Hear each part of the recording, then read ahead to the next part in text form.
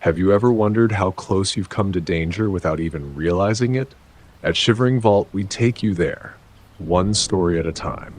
But before you drift off, consider liking this video, commenting where you're watching from and at what time, and subscribing to keep these chilling stories coming. Now, let's dive into these unsettling tales.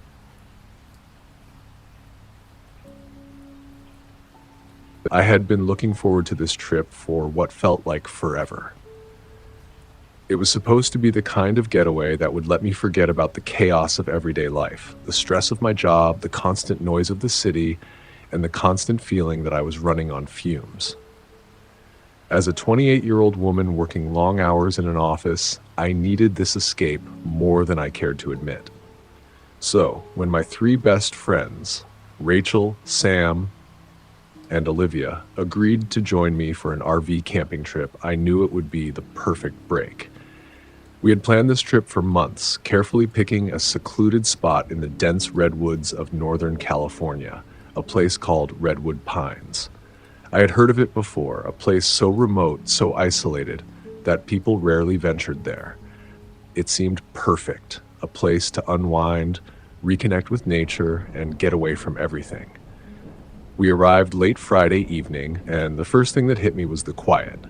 I had never been somewhere so utterly still. The city's constant hum of traffic and chatter felt like a distant memory, replaced by the eerie calm of the redwood forest. The trees here were massive, towering giants that seemed to stretch endlessly toward the sky, their thick trunks twisting and gnarled with age. We parked our RV in a small, isolated clearing near a trail far from any other campers. The faint sounds of distant wildlife were the only things breaking the silence, adding to the overall serenity of the place.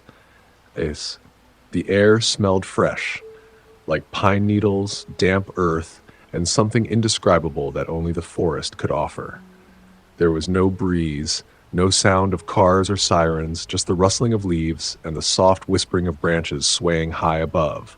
The sun was just beginning to dip below the horizon, casting an orange glow that filtered through the trees, illuminating the campsite with a soft, golden light.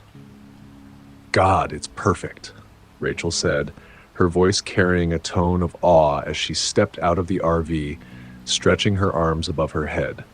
Her dark hair was tied back in a loose bun, and she looked almost childlike, her eyes wide with wonder. I couldn't help but smile. This was exactly what we needed, a complete break from everything. Olivia, always the adventurous one, was already unloading bags from the RV and setting up our camp chairs around the fire pit. She was the one who insisted we get here early so we could have the entire night to relax by the fire. She had a knack for making everything feel like an adventure, even if it was just sitting around a campfire and talking. Sam, more of a laid-back type, leaned against the RV and cracked open a beer. "No emails, no work," she said, taking a long sip. "Just us and the trees." I nodded, still feeling the weight of the city on my shoulders, but it was already starting to melt away. It felt good to be away from the grind, away from the constant buzz of life. I'd forgotten what it was like to just sit and breathe without any distractions. We built a fire, and as it crackled and popped, we began to settle in for the night. The sound of the flames was oddly comforting, filling the air with warmth. It was one of those rare moments when everything felt just right, like time had slowed down and we could enjoy the peace. We roasted marshmallows, made s'mores, and laughed about silly things, inside jokes and old memories we hadn't revisited in years. As the night grew darker, the temperature dropped, and I could feel the cool bite of the night air against my skin. I pulled my jacket tighter around me and leaned closer to the fire. The firelight flickered in Olivia's wide eyes as she looked at each of us in turn, her voice playful as she spoke. "You guys ever hear about haunted woods? You know, places like this where the trees are so old, they've seen things?" It said that some forests, especially ones like this with trees that are hundreds of years old, hold memories, spirits, energy. Sam scoffed. "Not this again." But Olivia wasn't backing down. No, seriously, there's something about these places. If you're quiet enough, you can feel it. I don't know how to explain it, but I cut her off, half laughing, half nervous. Olivia, we're supposed to be relaxing. No ghost stories tonight, okay? Olivia grinned. I wasn't saying anything about ghosts, just the energy of the place. She raised her eyebrows. I think this place has a vibe, that's all. But I'll stop if it freaks you out. I laughed nervously, trying to brush off the unease that had suddenly crept into my chest. I had to admit, there was something unsettling about the way the trees seemed to watch us, how their towering silhouettes loomed over us in the darkness, stretching higher than I could see. It wasn't just the natural isolation of the forest that got to me. It was the overwhelming size of the trees, the way they seemed to reach out to the sky as though they were waiting for something.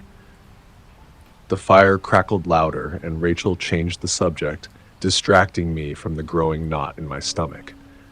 We spent the next hour chatting and drinking, trying to make the most of the night.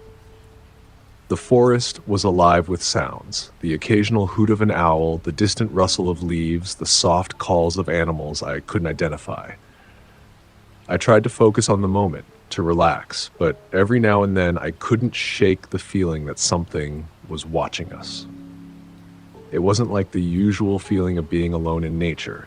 It felt different, like the forest itself was alive and aware of us. I glanced around, half expecting to see someone or something lurking in the darkness, but there was nothing. When the fire burned down to embers, we decided to call it a night. We crawled into the RV, ready to sleep. But the moment I lay down on the small bed, something didn't feel right. It wasn't fear, not exactly. It was more like an instinctive sense that something was off. The air felt heavier inside the RV, despite how cold and crisp it was outside. I rolled over, trying to settle into the warmth of the blankets, but I couldn't get comfortable. My mind was racing, images of the dark, silent forest creeping into my thoughts. Was it the isolation? The quiet? Or was it something deeper? Something that Olivia had mentioned, the energy of the forest? I closed my eyes and tried to breathe deeply, but every little sound outside the RV seemed amplified in the silence of the night. The wind whispered through the trees, carrying with it the scent of earth and pine, but there was something else in the air now, a sort of anticipation. It was hard to describe, but it felt like the forest was holding its breath. Eventually, I drifted off, but the sleep wasn't peaceful. I tossed and turned, tangled in the blankets, my dreams filled with shadows moving just beyond my vision.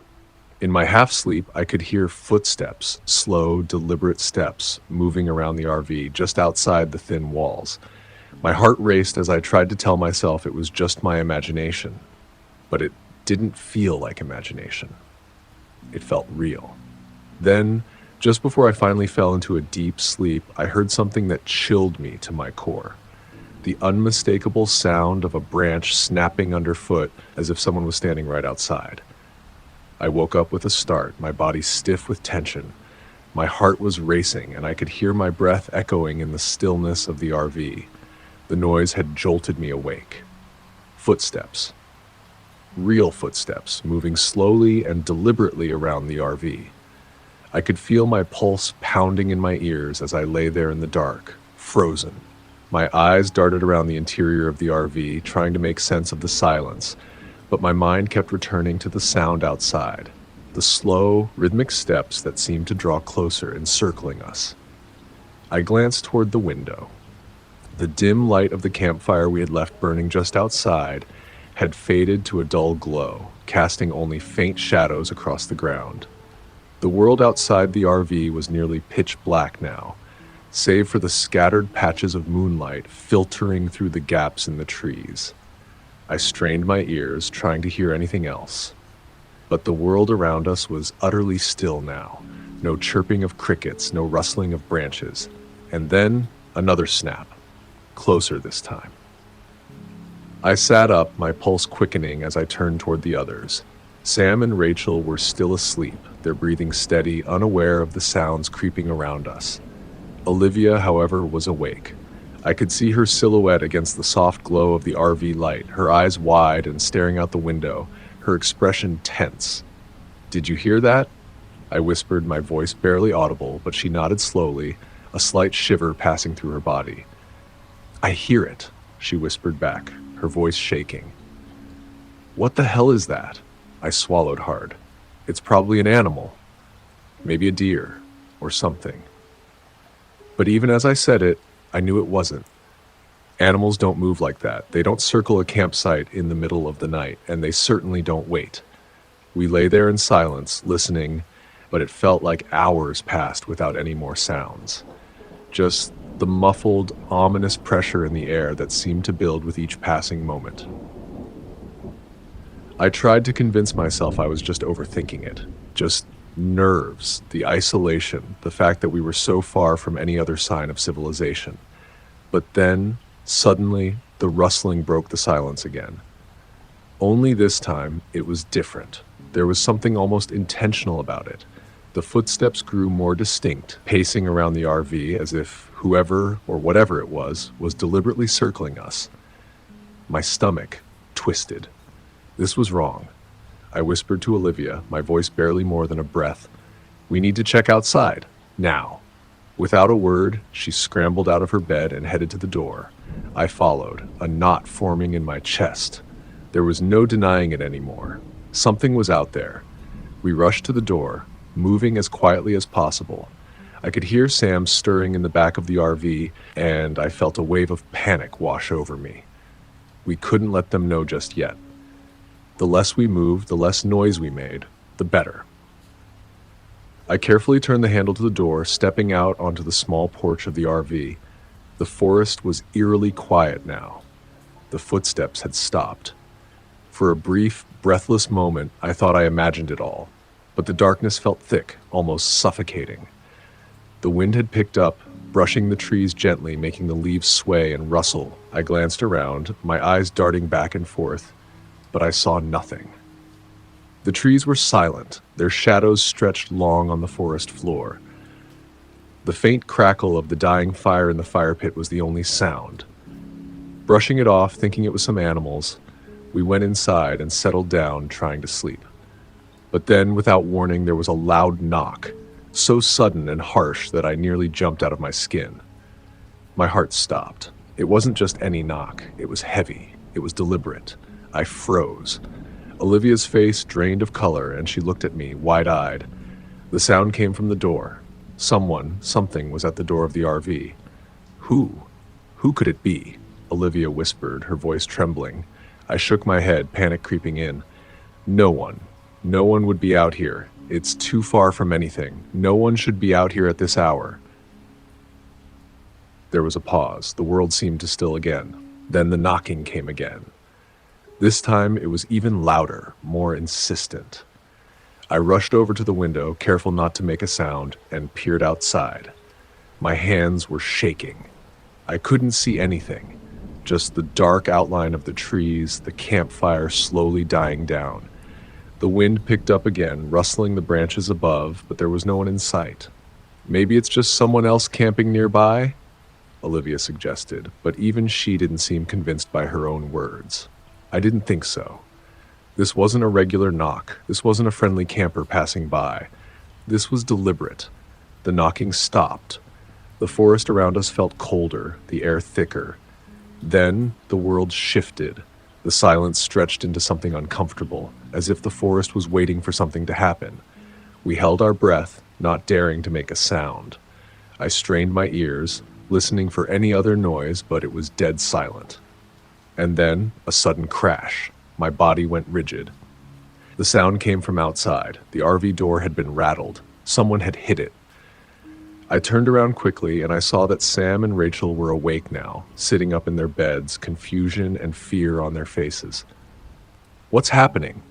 Rachel whispered, her voice low, but the panic was already creeping into her tone. I opened my mouth to say something, but just then, the RV rocked as if something had struck the side of it. Hard. We all jumped, gasping. Olivia's hand shot out to grip my arm, her fingers trembling.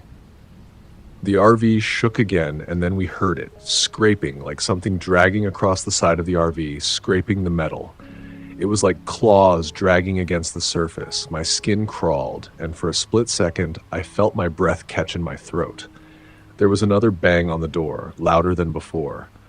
Then came the unmistakable sound of the door handle rattling, violently. They were trying to break in. The door handle rattled again, louder this time. I could feel my heart pounding in my chest like a drum, thundering so hard that I thought it might give out.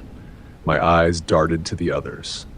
Rachel and Sam were both wide-eyed with terror, clutching their blankets to their chests. Olivia was staring at the door, her hands shaking as she clutched a knife she had grabbed from the kitchen drawer. The room felt smaller now, the walls closing in around us, and the fear, thick and suffocating, seemed to seep from every corner. "Stay quiet," I whispered through clenched teeth.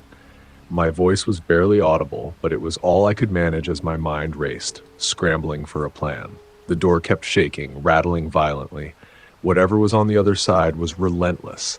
It wasn't just knocking anymore.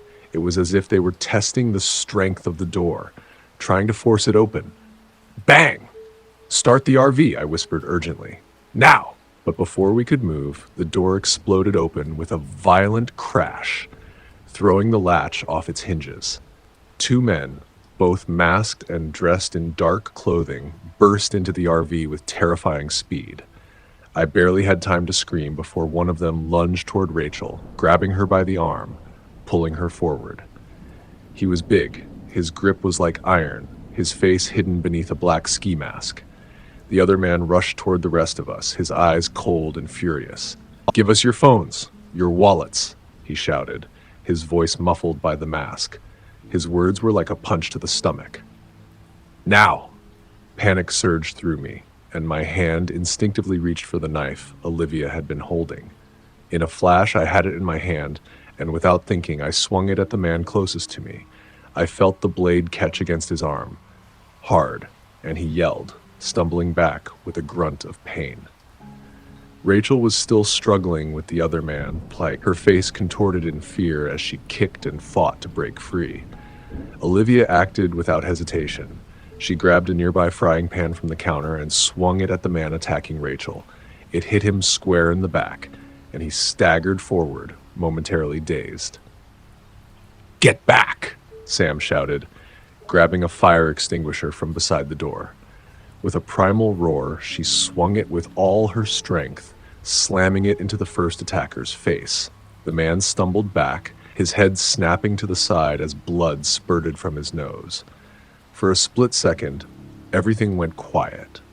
The men were on the floor, bleeding and disoriented, and then both the attacker ran away.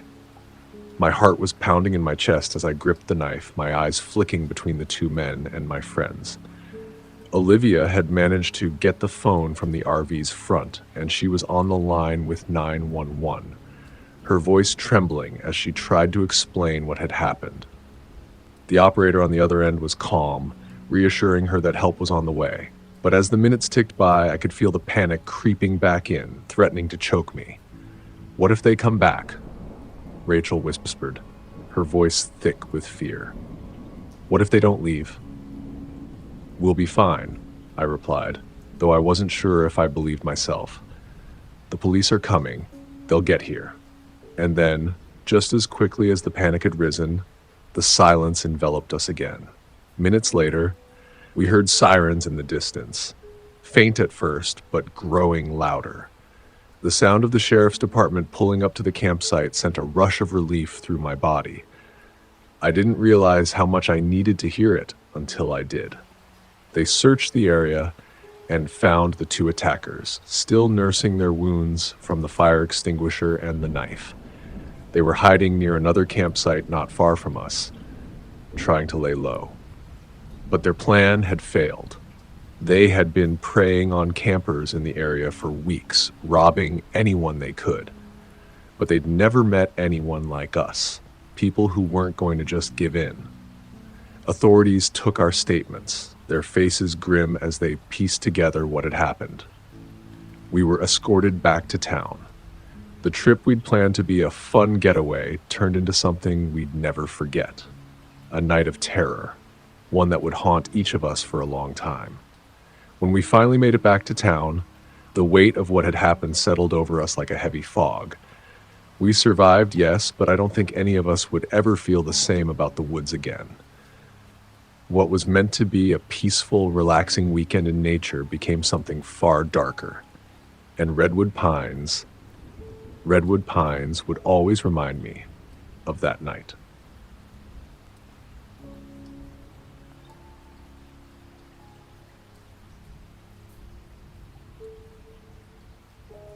It's funny how the memories of your childhood can sometimes feel so far away, but the second you're back in that old place, they come flooding back. That's how I felt the moment Ryan and I crossed over the state line into California. I hadn't seen him in years, and we both thought it was about time to revisit the spot where we used to camp every summer as kids. Our hometown was a small town, nestled somewhere in the vast wilderness of Northern California, and the deep woods around it had always been a place of freedom and escape for us. We hadn't really kept in touch after high school. Life, jobs, relationships, they all came at us fast and didn't leave much room for the adventures we used to have. But when we reconnected through a random text message one night, it was like no time had passed. We joked about all the crazy things we did as kids, and before we knew it, we were planning a weekend getaway to relive those memories. The best part? Neither of us was in a rush to get back to our grown-up lives, so we rented an RV for the weekend and headed straight for the woods. The RV wasn't much to look at, but it was cozy enough. We didn't need luxury. We just wanted to be out there, away from the noise of the city. I could smell the pine trees as soon as we started driving down the narrow dirt road that led to our campsite. The air was fresh, crisp in a way that you only find in the mountains, and the only sound was the hum of the RV's engine and the occasional rustle of leaves as we passed by. The road twisted and turned between towering trees, their branches thick with the kind of green that only old-growth forests can boast. We were excited. I could tell by the way Ryan was grinning as he drove, his hands gripping the wheel tightly as we ventured deeper into the wilderness. I don't think either of us realized just how far we'd gone from civilization until we started seeing fewer and fewer signs of human life. We hadn't passed another vehicle in hours, and there weren't any houses or other campers around. The more remote it felt, the more exhilarating it became. When we finally found a spot by the lake, we parked the RV and Ryan killed the engine. The sun was starting to dip low in the sky, casting an orange glow on the water. It was perfect, just as we had remembered it. The air was still, except for the occasional fluttering of bird wings or the faint call of a distant animal. The lake itself was eerily calm, like a sheet of glass stretching out into the horizon. I stood there for a moment, just taking it all in. It had been so long since I'd felt this peaceful. "Let's get the fire going," Ryan said, breaking the silence as he started to unload the gear. He grabbed the firewood from the back of the RV, and I helped set up the camp chairs and arrange our cooler of drinks. We decided to go with a classic bonfire, the kind we used to make when we were younger. The type of fire that crackles and spits, warm enough to chase away the chill of the night, but not so hot that it forces you to sit too far away. We sat by the fire, cracking open beers and letting the flames dance in front of us. There was something comforting about the way the fire flickered. It was like being pulled back in time to when everything felt simpler, when our biggest worries were whether we had enough food for the night or whether we could keep the fire going until morning. We talked about everything. About old friends, our families, and all the things we had done together. But mostly, we just laughed. It felt good to laugh. It felt good to not be weighed down by anything. But then, just as I was starting to relax, I saw something moving in the distance. It was so faint at first that I thought I had imagined it, just a shadow at the edge of the clearing. But then it got closer, and I realized it was a person, a man, walking toward us from the tree line. I leaned forward, squinting. Ryan followed my gaze, his expression shifting from casual amusement to something more cautious. I could tell he felt it too. Something about this guy didn't feel right. But I didn't want to jump to conclusions. Maybe he was just another camper, someone passing by who decided to check out the fire. The woods were vast, and it wasn't uncommon to run into others who were out enjoying the same solitude. The man was tall, probably in his mid-50s. He wore an old, dirty jacket and faded jeans, and his boots looked worn and heavy, like they had seen a lot of miles.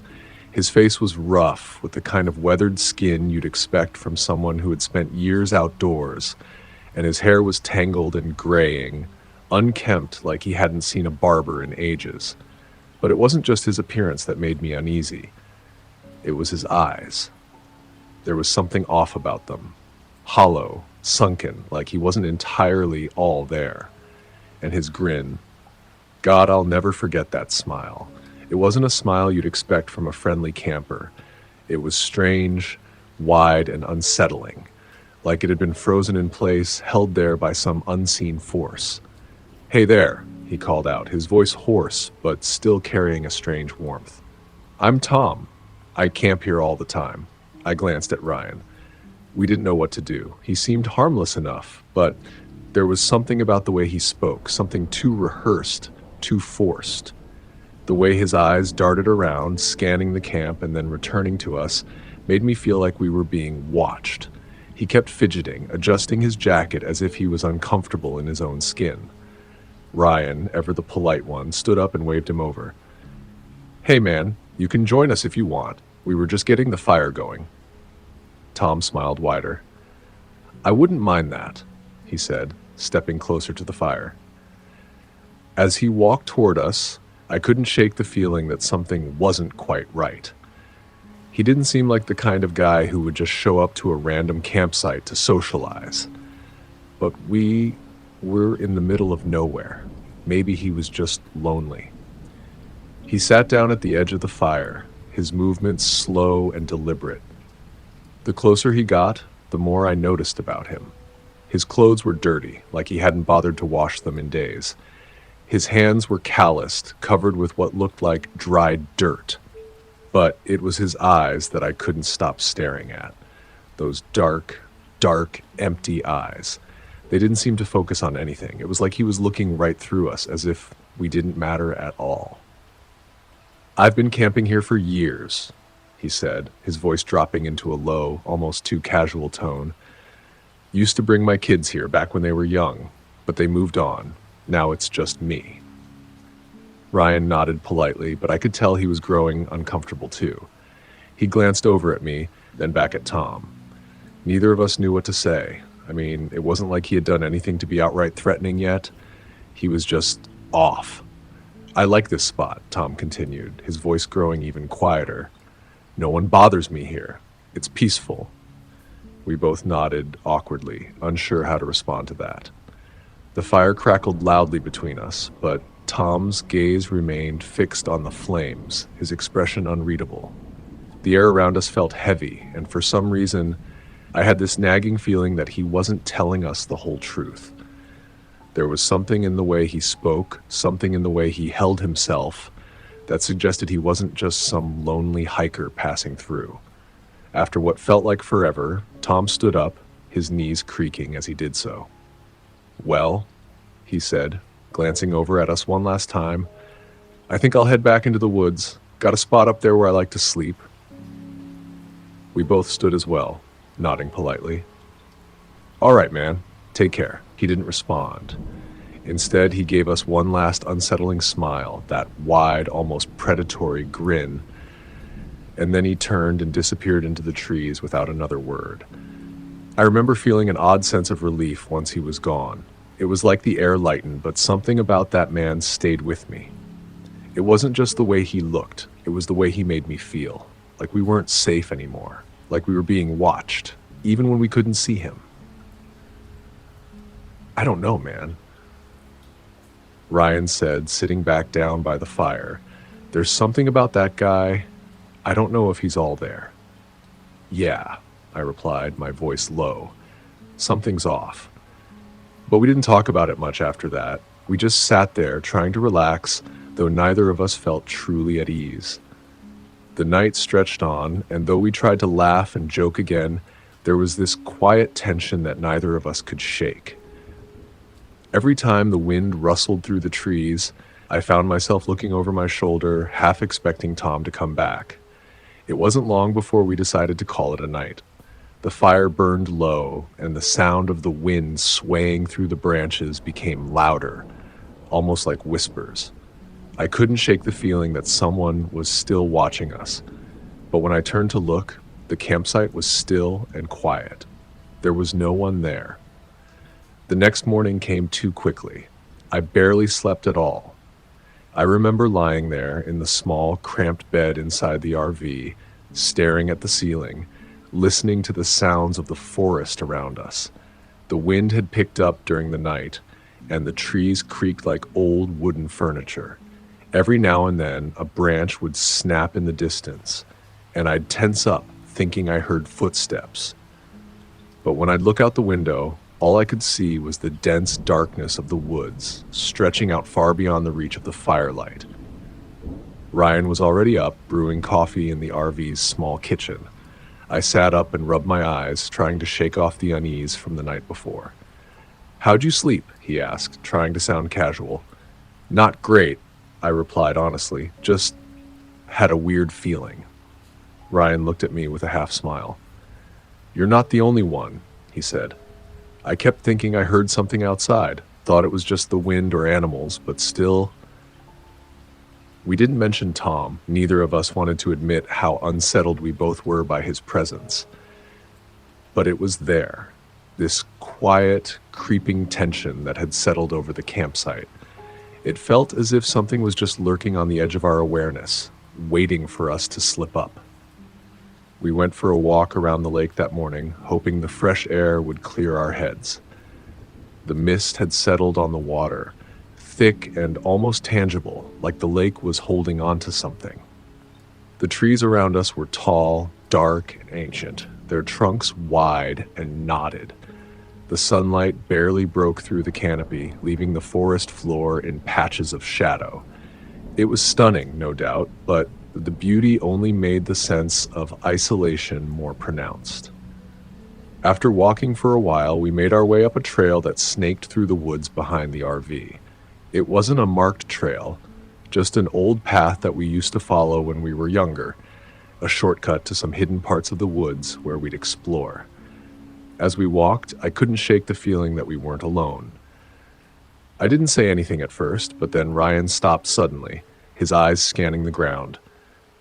"Do you see that?" he asked, his voice tight with uncertainty. I looked down, following his gaze. There, in the soft dirt of the trail, were fresh footprints, large, deep impressions that seemed to circle our campsite. They weren't there when we arrived yesterday, and neither of us had been on this part of the trail this morning. I knelt down to examine them, the hairs on the back of my neck prickling. "Those weren't here yesterday," I said, my voice low, almost hesitant. "Someone's been out here, circling us."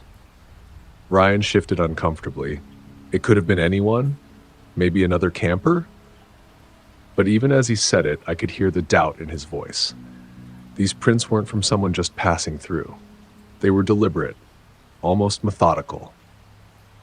We looked around, but the woods were as quiet as ever, and the trail stretched out before us, winding deeper into the forest. I felt a chill, a coldness that wasn't from the morning air. "Let's just head back," Ryan suggested after a long pause. "This is creeping me out." I didn't argue. The unease that had been gnawing at me since we met Tom was getting harder to ignore. It wasn't just the footprints. It was the way the forest felt, like it was hiding something just beyond the trees, something waiting for us to turn our backs. We turned around and made our way back to the RV. But I couldn't shake the feeling that we were being watched. Back at the campsite, we decided to just relax for the rest of the day, trying to push the weirdness from our minds. Ryan set up a hammock near the lake, and I pulled out a book. We both tried to act normal, but there was this constant, nagging tension in the air, as if something was just a little off. Then, after a while, I saw it again. That flash of movement near the tree line. This time, I wasn't imagining it. I saw him, the same man from last night, Tom. He was standing just beyond the trees, his figure half hidden in the shadows, watching us. He didn't make any effort to approach, but I could feel his eyes on us, that unsettling gaze that made my stomach churn. I turned to Ryan, who was also staring at the man, his expression now serious. "What the hell is he doing?" Ryan muttered under his breath.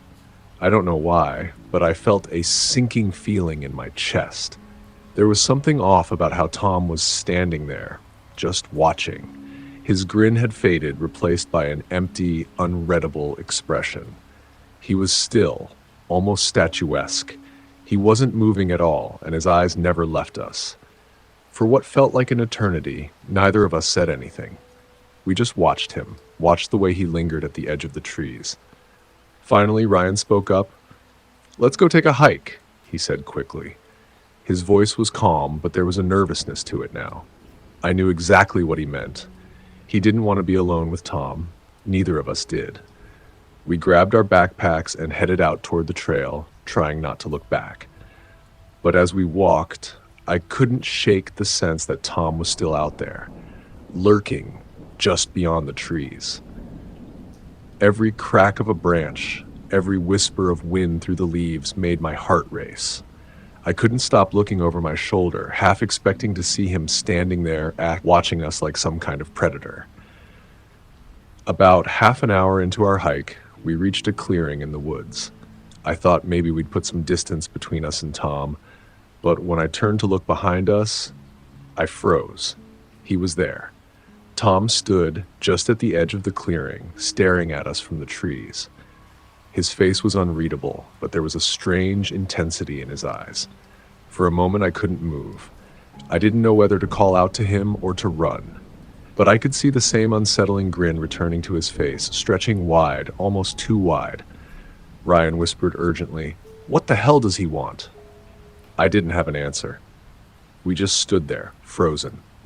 The wind rustled through the leaves, and I felt a strange weight settle over the entire forest, like the air had thickened, become more oppressive. Then, just as suddenly as he had appeared, Tom turned and disappeared into the trees again. His figure vanishing into the shadows like smoke. I felt my heart pounding in my chest. My stomach churned. I glanced over at Ryan, who was as pale as I was. We didn't say anything. We just turned around and walked back toward the RV as quickly as we could. By the time we got back to the campsite, it was starting to get dark. The sun was low in the sky, and the forest seemed quieter, almost too quiet. We started the fire again, hoping the flickering flames would ease our nerves, but it didn't help much. The feeling of being watched never left. That night, as we sat by the fire, I couldn't shake the feeling that something was wrong. I kept looking over my shoulder, half expecting to see Tom standing there in the trees, watching us like some kind of shadow. Every time the wind picked up, I felt a cold shiver crawl down my spine. And then, just as we started to relax, we heard it. A rustling noise. A low, almost imperceptible movement from the trees. I snapped my head to the side, but saw nothing. My skin prickled, the hairs on the back of my neck standing up.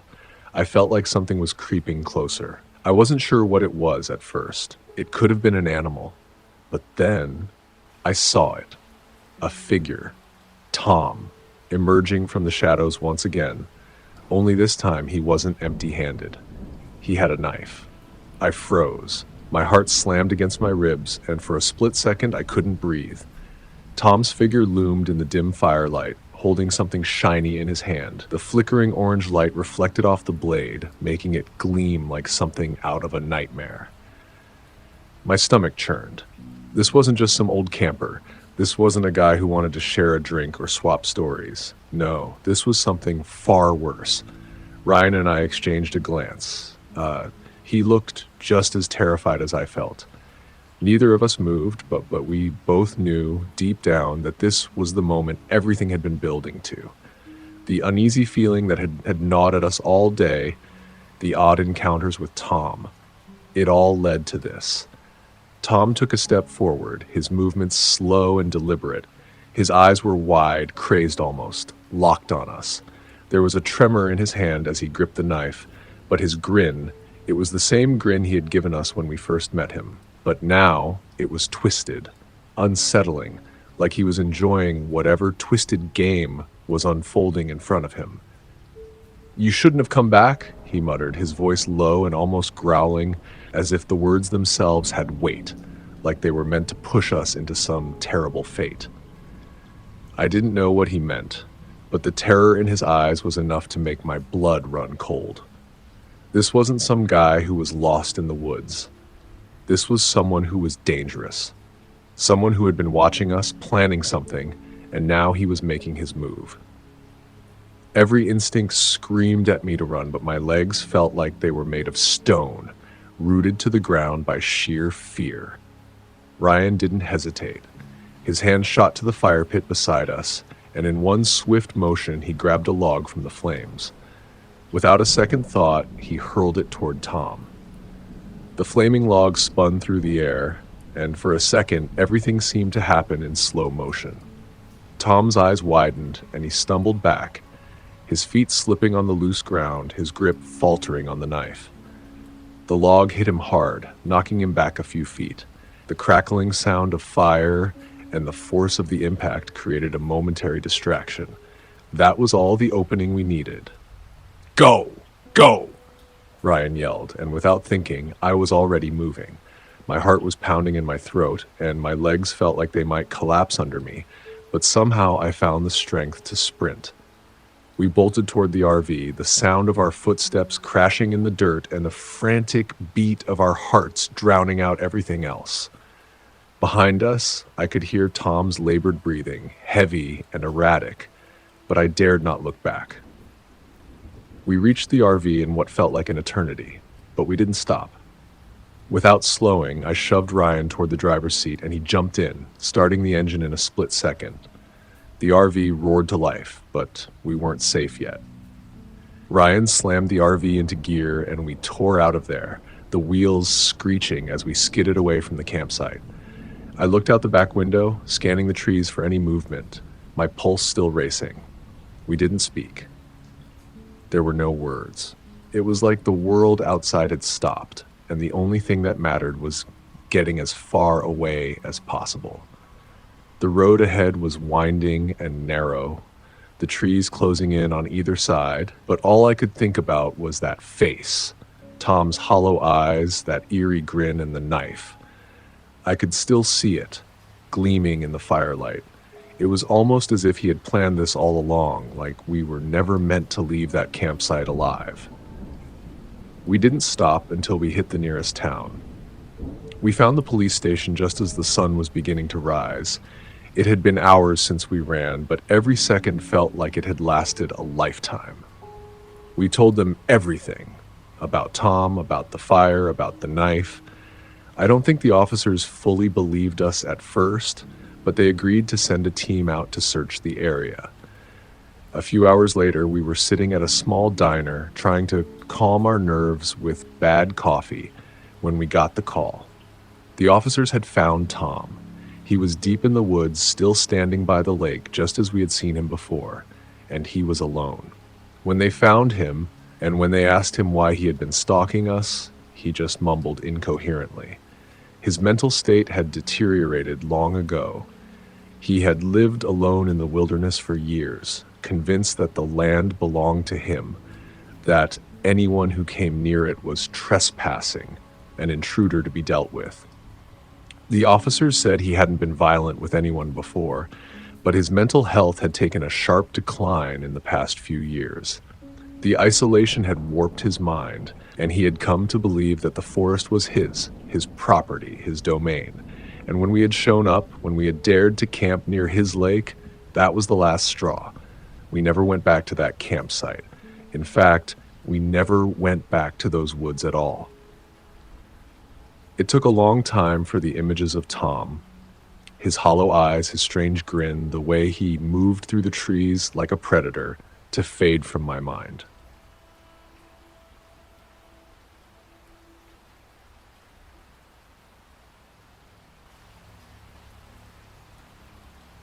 It all started on a lazy Friday afternoon when Anna and I decided to escape the city for a weekend. We were both worn out, work was overwhelming, and life had gotten so busy we barely had time to breathe. Anna, always the more adventurous one, suggested we rent an RV and head out into the California wilderness. It seemed like the perfect idea. No distractions, no people, just us, nature, and the quiet solitude of the forest. I'd been camping before, but I'd never done the RV thing.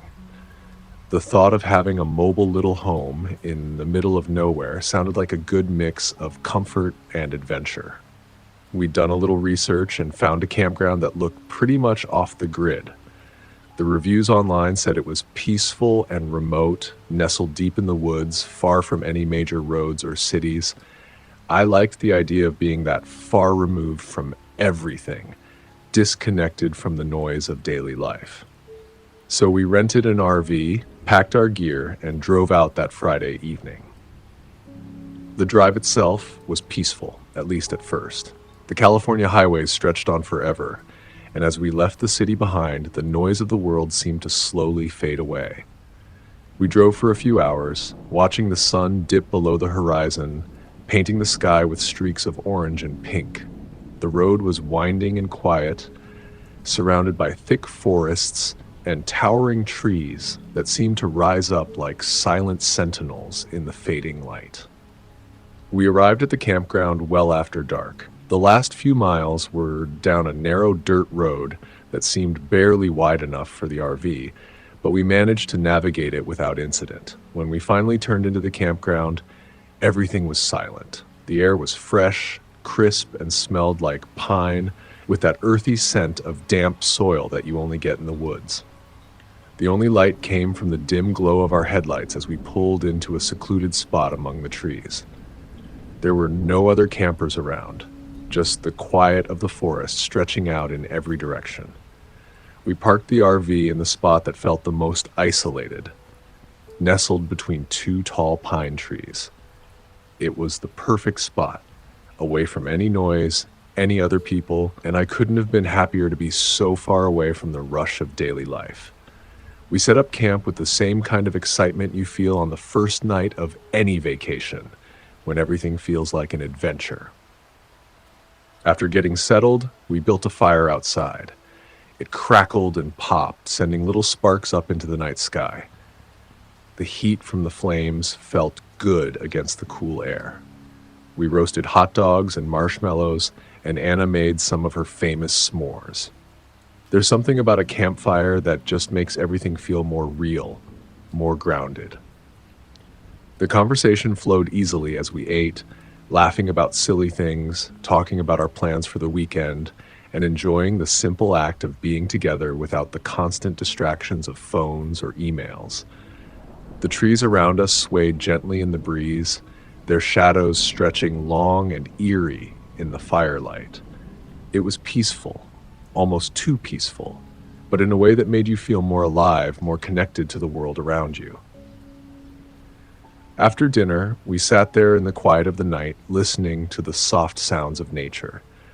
Crickets chirped in the background, and the occasional rustle of leaves drifted through the air as the wind picked up just a little. It was so still, so calm, and I couldn't help but think how nice it was to be away from everything.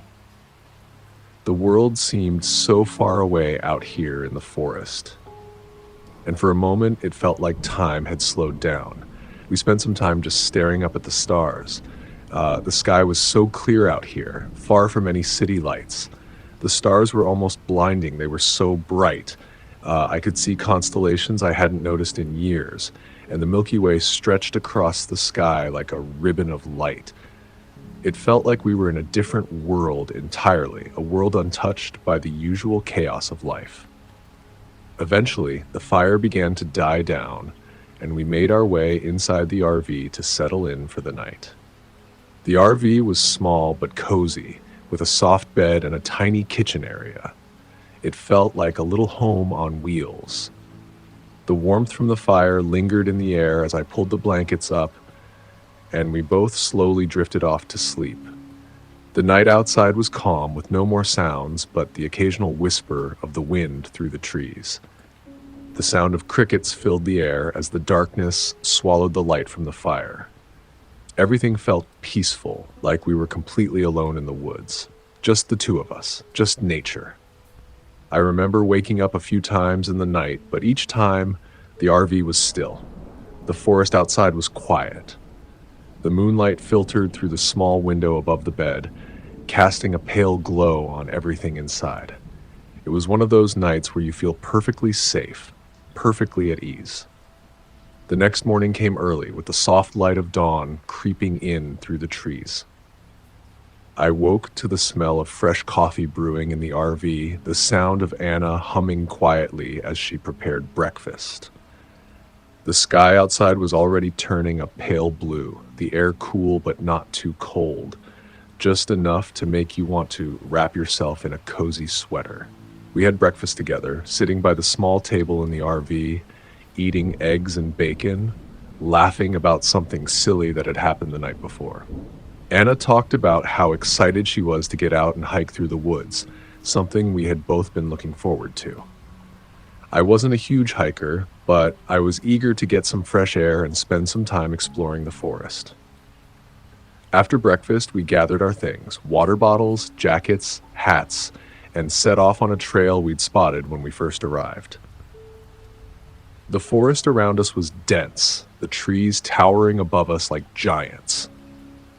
The ground was soft with pine needles and leaves, and the only sounds were our footsteps and the occasional rustling of animals in the underbrush. We walked slowly, just taking in the beauty of it all, the way the sunlight filtered through the canopy above, casting dappled shadows on the forest floor. It felt so peaceful out there, so untouched by the rest of the world. I had forgotten what it felt like to be truly disconnected from everything.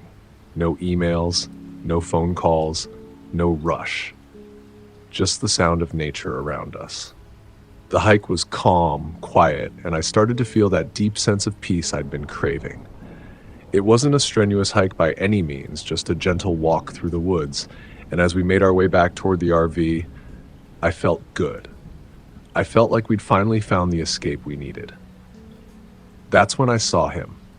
I'm not sure what made me notice him at first. Maybe it was the way he was just standing there, still and unmoving, right near the RV. At first, I thought it was just some other camper who had wandered off the main trail, someone else who had come to enjoy the seclusion of the forest.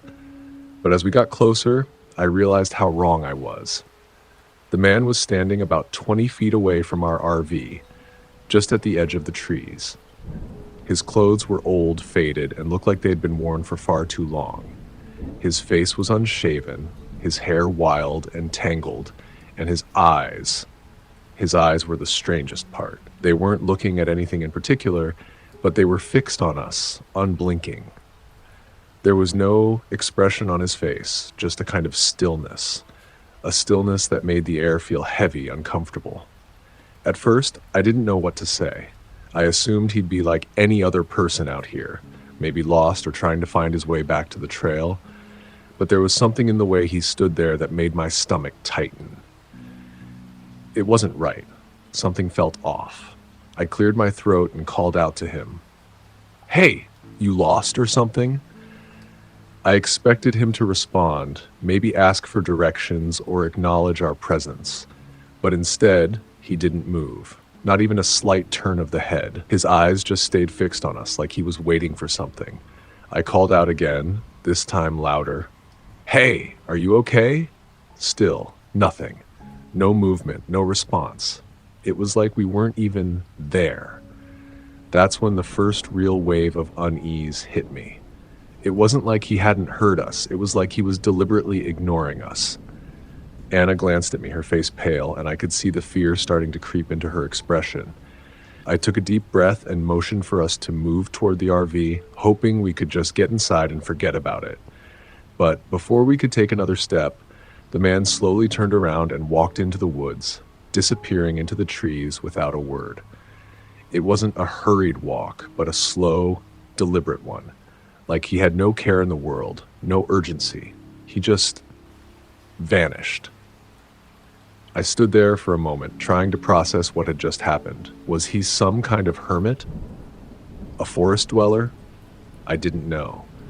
But the fact that he hadn't responded, hadn't acknowledged us, hadn't even moved an inch until he turned and walked away, it all felt wrong. I glanced at Anna, who was now visibly shaken. Her eyes were wide, her hands gripping her jacket tightly. She didn't say anything, but I could tell she was just as unsettled as I was. Probably just someone else out for a walk, I said, trying to reassure both of us, though I wasn't entirely convinced. But deep down, I knew it wasn't just a coincidence. Something about that man didn't sit right with me. And the more I thought about it, the more I realized I couldn't shake the feeling that we weren't alone out here. That evening, the sense of unease lingered in the air like a heavy fog. It wasn't something I could easily shake off. I kept telling myself I was overthinking it, that the man was just some harmless soul wandering through the woods. But the more I replayed the scene in my head, the more unsettled I became. The way he stood there, motionless, eyes fixed on us, it wasn't like anything I had ever experienced. It felt deliberate, like we were being observed. We decided to try and put it behind us, so we sat by the campfire again that night. The fire crackled and hissed, throwing flickering shadows onto the surrounding trees. It should have been relaxing, but it wasn't. The wind rustled the leaves above us, and I kept hearing little sounds in the distance, too soft to be the wind. Every now and then I'd glance toward the edge of the trees, expecting to see that same figure, watching, waiting. But when I looked, there was nothing. Anna, thankfully, was doing her best to stay calm. She started talking about a movie we'd watched a few months back, but I wasn't really listening. I kept turning my head, peering into the darkness beyond the firelight. My mind was racing. I kept telling myself it was just the wilderness, just the way things were when you were deep in the forest, surrounded by nothing but trees and silence. But deep down, I knew something wasn't right. I could tell Anna was starting to feel it too. Every now and then, I'd catch her looking toward the trees, her face tense, her hand wrapped tightly around the cup of tea she'd made. Her body language had shifted. She was no longer relaxed, no longer at ease. It was subtle, but it was there. I didn't want to say anything and make her more anxious, so I just kept trying to act like everything was normal. But then it happened again. I was sitting back in the chair, trying to focus on the fire, when I saw a figure move in the distance, just at the edge of the trees. I froze. My stomach dropped and the hairs on the back of my neck stood up. For a moment, I thought it was just a trick of the light, maybe an animal moving through the underbrush. But then I saw the shape clearly, a tall, dark figure standing motionless just beyond the trees where the firelight couldn't quite reach. The figure wasn't moving, not at all. It was just standing there, watching us. I stood up slowly, my heart hammering in my chest. "Anna," I said, trying to keep my voice steady. "Look." She followed my gaze, and her face went pale as soon as she saw it. The same man from earlier, no doubt about it, was standing there again, just like before, his eyes locked onto us from the darkness. His clothes were still torn, still mismatched, and his hair was wild, like he hadn't seen a comb in years. But this time, he was closer, too close. The figure was almost at the edge of the firelight. Anna's hand gripped mine tightly. "What is he doing?" she whispered. I didn't know what to say. I wanted to shout to demand that he leave, but my throat was dry. I called out again, my voice shakier this time. "Hey, what do you want? Why are you just standing there?" No response. He didn't move, didn't flinch. His gaze never wavered from us. It was the strangest thing, like he wasn't even human anymore. His eyes were so cold, so empty. I felt a shiver crawl down my spine as I watched him. The silence stretched on, heavier than the night itself. My skin felt tight, as though the very air around us had thickened, become suffocating. I don't know how long we stood there staring at him, but it felt like forever. The fire popped and crackled in the background, and the breeze rustled the leaves in the trees, but the man just stood there, unmoving. I couldn't take it anymore. "Anna," I said quietly, "let's go inside. Now." She nodded, her face pale, her eyes wide with fear. We backed away slowly, never turning our backs on him until we reached the RV door. We quickly stepped inside and slammed it shut behind us. I locked it without hesitation. The paranoia was setting in now. I could hear my own heartbeat in my ears, and I couldn't shake the feeling that we weren't safe. Inside, the air felt different. It was still and oppressive, like the very walls of the RV were closing in on us. We sat in silence for a while, both of us staring out the windows, waiting for any sign that the man would move closer.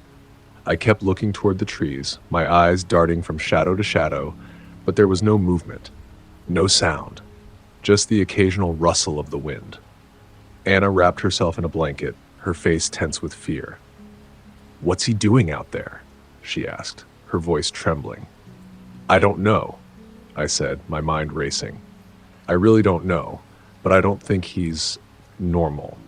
The words felt strange coming out of my mouth, but they were true. There was something deeply unsettling about him, something off. He wasn't just some lost hiker or wanderer. He was there for a reason. We tried to sleep, but it was impossible. Every creak of the RV, every snap of a twig outside made me jump. Every time I closed my eyes, I could see his face, his empty eyes staring at us. The whole night felt like a nightmare that wouldn't end. At some point, I must have drifted off because I woke up to a new sound, something I hadn't heard before. A distant thumping, slow, deliberate. The kind of sound you'd expect from someone walking steadily through the woods.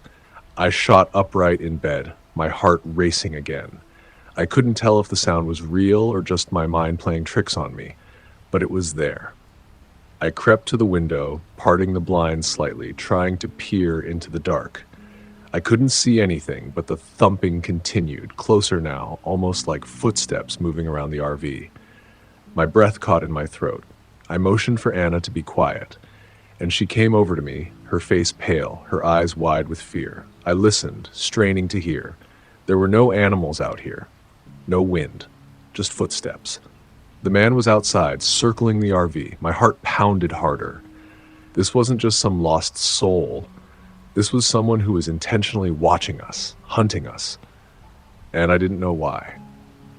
The footsteps continued, slow and deliberate.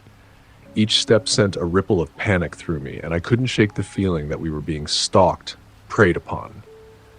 Anna clung to me, her body trembling with fear, her face ghostly pale as she whispered, "What do we do?" I didn't have an answer. My mind was racing, trying to think of any way to make this stop, to make it all go away. I tried to keep calm, but the longer the silence stretched on, the more I felt the walls of the RV closing in around us. The air inside felt thick, suffocating. Every minute seemed like an eternity. "Let's get out of here," I said, my voice rough, barely audible. It was the only thing I could think to do. I took a deep breath and walked over to the driver's seat, my hands shaking as I turned the ignition key. The engine groaned, but didn't start. I tried again, this time twisting the key harder, but the engine just sputtered and died. I cursed under my breath. Something was wrong. Something was very wrong. Panic gripped me. I jumped out of the seat and made my way to the hood of the RV, hoping against hope that maybe the problem was simple. Maybe there was just a loose connection, or the battery had died. But when I opened the hood, my stomach dropped. The engine wires had been neatly severed. The cuts were clean, precise, like someone had deliberately gone through and snipped them one by one. Whoever had been out there wasn't just watching us, they were setting us up, making sure we couldn't leave. My heart pounded in my chest, and I could feel the panic rising like bile in my throat. I slammed the hood down and ran back inside the RV. "Anna," I said, my voice tight with fear, "I think someone has tampered with the RV." We couldn't drive anywhere. We were stuck. "Should we call for help?" Anna asked, her voice barely above a whisper. Her eyes were wide with terror, and I could see the fear on her face, the way she was trembling uncontrollably. I nodded. "I'll see if I can get a signal." We both pulled out our phones, but of course there was no signal. I tried moving to different parts of the RV, walking around in a desperate attempt to find any patch of service, but it was no use. The forest was too dense, the hills too steep. We were completely cut off from the outside world. That's when I heard a voice. At first I thought it was just the wind or maybe my mind playing tricks on me, but then it came again. A voice. Low, gravelly, and distant. It was a man's voice, barely audible at first, but it was definitely there. My heart skipped a beat as I strained to hear it. "Help! Help me, please." It was soft, like a whisper carried on the wind, but it wasn't coming from outside the RV, it was coming from the woods. It sounded like someone in distress, someone trapped, calling out for help. My first instinct was to run into the woods and find the person. Maybe they were hurt, maybe they needed help. But then, as the voice called out again, the hairs on the back of my neck stood up. It didn't sound right. There was something off about it, something wrong. The voice was too calm, too deliberate, as though it were trying to lure us out. I froze, my stomach churning. Anna was looking at me now, her eyes wide with fear. "What was that?" she whispered. "I don't know," I said, my voice barely a whisper. "But we're not going out there." I locked the doors again, my hands trembling as I did. We both sat in silence, the tension so thick I could barely breathe. The voice stopped for a moment, but then it came again, louder this time. "Help. Please help me." I didn't want to believe it, but deep down I knew something was wrong. Whoever, whatever, was out there wasn't in trouble. It was trying to draw us out. It was part of the game, part of the plan, and it was getting closer. The night felt like it was stretching on forever. The wind howled through the trees, and the distant rustle of leaves filled the air. But I couldn't shake the feeling that someone was moving out there, just beyond the edge of our sight. I kept hearing footsteps, closer now, moving quickly, but always out of view. We didn't move. We didn't make a sound. We just sat there in the dark, frozen, the weight of silence pressing down on us like a thick fog. Then, as if a weight had been lifted, the first light of dawn crept over the horizon. A slow, golden glow spilled through the trees, casting long shadows on the ground. Relief washed over us like a tidal wave, though it was bittersweet. We quickly rushed outside, desperately trying to get a signal. After what felt like an eternity of frustration, our phones finally picked up a faint signal. With trembling hands, I called 911. The police arrived a long while later, but by then, the stalker was gone. Despite a thorough search of the area, there was no sign of him. He had disappeared into the wilderness as quietly as he had come. The couple never went RV camping again. But the haunting thought of that man still out there watching from the shadows stayed with them.